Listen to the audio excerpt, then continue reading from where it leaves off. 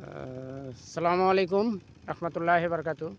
দর্শক, আমার এক ভাইয়ের কাছে আমি একটু এবছর পেঁয়াজের বিস্তার নিয়ে একটু কথা বলবো। সে পেঁয়াজ অনেক জমি পেঁয়াজ আবাদ করছিল, এই আমার ছোট ভাই।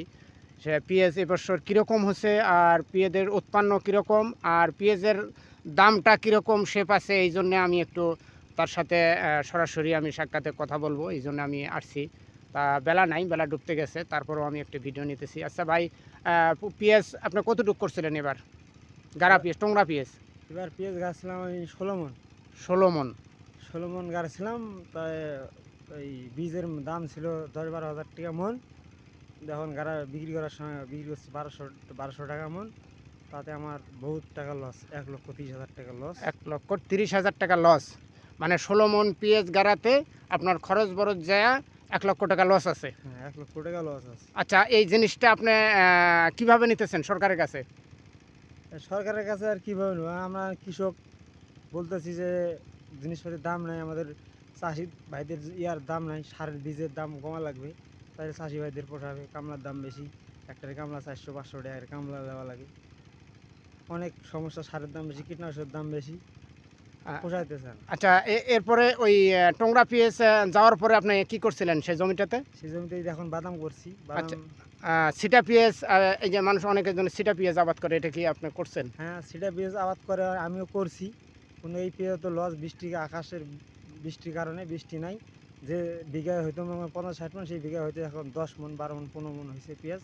কৃষিকে অনেক লস। সেই পেঁয়াজ দাম নেই এখন, 800-900 টাকা, 700 টাকা আচ্ছা, মন। এবছর তো দেখতেছি যে প্রতিটা ফসলের দাম একবারে কম।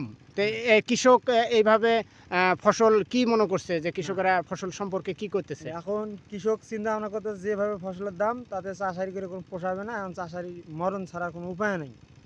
চাষারি খুব বিপদে পড়ে গেছে এখন। এই যে বীজের দাম, যে 1 কেজি পেঁয়াজের বিচি 6-7 হাজার টাকা কেজিতে কিনছে, কিনে মনে এখন গাড়ছে। বৃষ্টি নাই, তারপর সারের দাম বেশি। যে সার ছিল মনে করেন 25 টাকা কেজি, সার এখন 30-40 টাকা, 35 টাকা কেজি। এটা পোষাইতেছে না।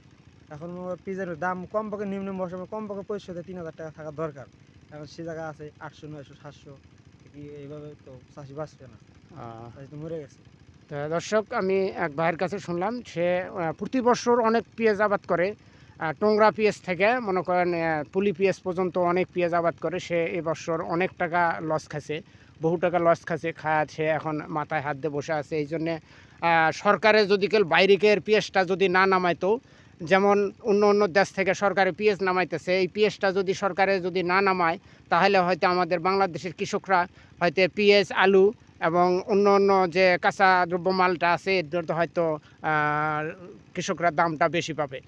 এটাই সব কৃষকে বলতেছে যে সরকারে যদি বাইরের মালটা নামাবে, ঠিক আছে, যখন হয়তো আমাদের বাংলাদেশে মালের অভাব হবে তখন হয়তো মাল নামাবে। আর এখন মৌসুমের সময় যেন সরকারে যেন বাইরে থেকে কোনো মালটা যেন পেঁয়াজ এবং আলু এই কাঁচা বাজারটা যেন না নামায়। এই জন্য সবাই কৃষকেরা টেনশন করতেছে যে আমরা যে আবাদ করছি, ফসল করছি, এই ফসলটার এখন আমরা দর পাইতেছি না।